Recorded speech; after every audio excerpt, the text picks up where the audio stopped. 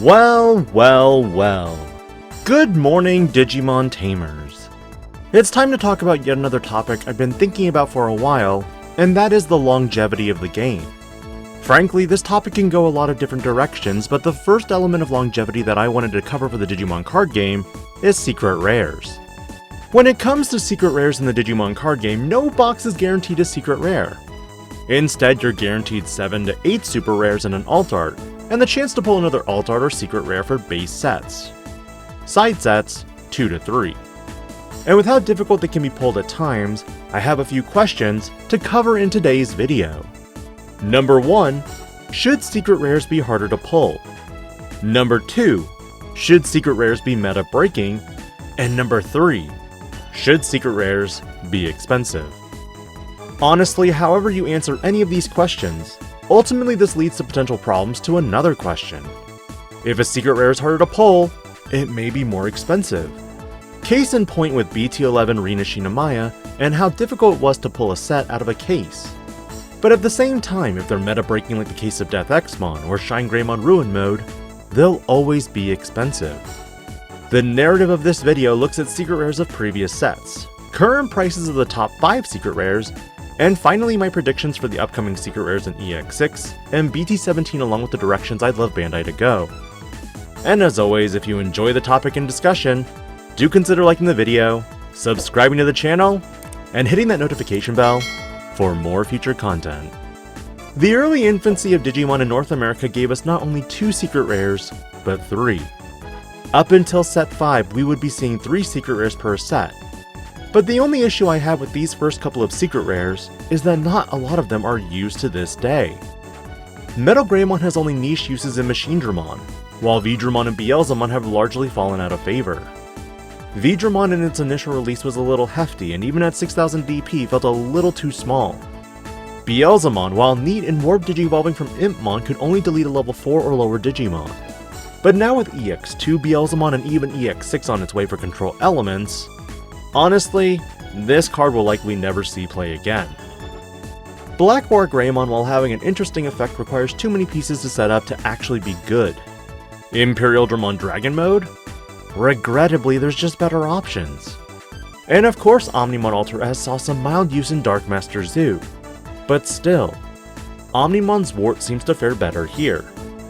In total across these secret rares, none of these secret rares hold a value over $4. Even the secret rares from BT4 barely hold any value save for Lucemon because of potential Lucemon hype in BT18, and Ancient Greymon with so much red hybrid support. Sadly, because of Koji's status changing from a blue to a yellow tamer, this likely eliminates a lot of the value for Ancient Garurumon. While some secret rares are as cheap as $1, what are the most expensive secret rares? Alternate arts aside, the top 5 most expensive regular art secret rares as of the writing of this video are Shine Greymon Ruin Mode, Magnamon X Antibody, Death-Exmon, Rina Shinomiya, and Rapidmon X. The cheapest of which is about $40 right now. But the next secret is $25 with Gallantmon Crimson Mode. Interestingly, of the top 5 secret rares, the newest secret rares Magnamon X and Rapidmon X take some of these slots. But comparatively, Shine Greymon Ruin Mode has been out for almost 6 months now, Death-Exmon almost 2 years, and Rina Shinomiya about a year and a half.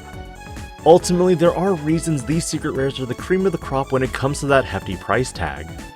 Number 1, playability. Number 2, splashability.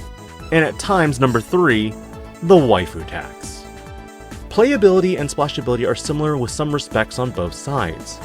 Take Magnamon X for example from BT16. While it is highly playable, its splashability isn't completely perfect. After all, you need some armor level Digimon in the sources to make it work.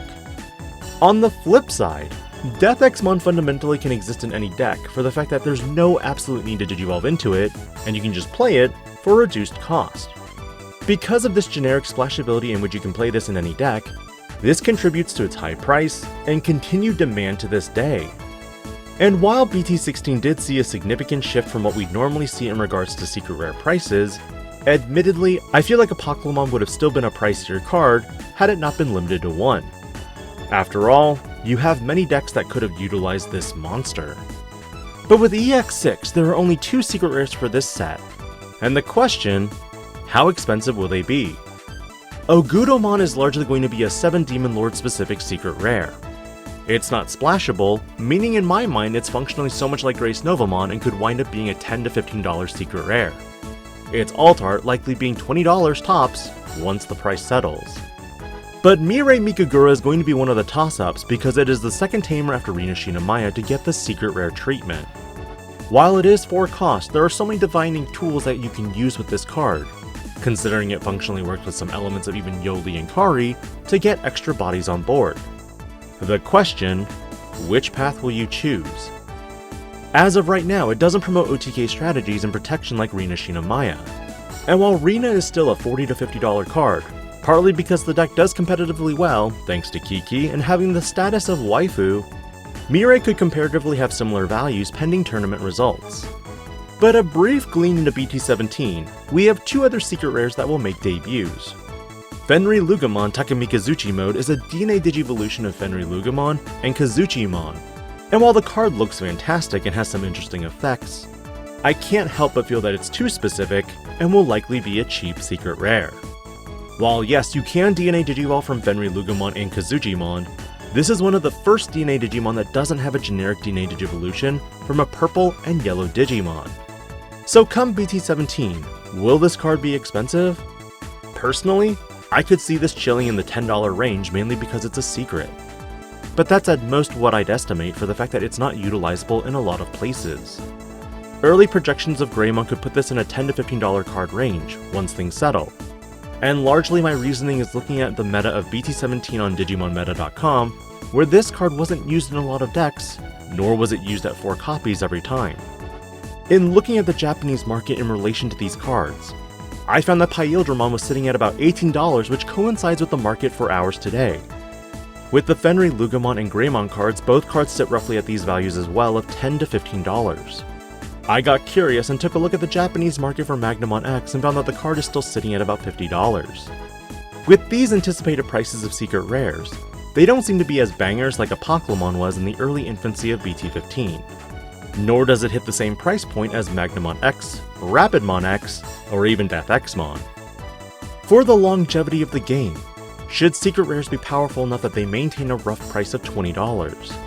Or should the deck themselves be power creeped out with each set? In regards to the status quo, as I mentioned, some secret rares had a design in mind to be impactful long term. But I do think this will lead to Bandai rethinking some of their strategies, as we are officially getting an LM set that provides those reprints we so desperately wanted. Let me know your thoughts on the longevity of secret rares in the Digimon card game, because the follow-up topic for this video, I think will greatly interest you as well. This is DIGI-PANDA, logging out.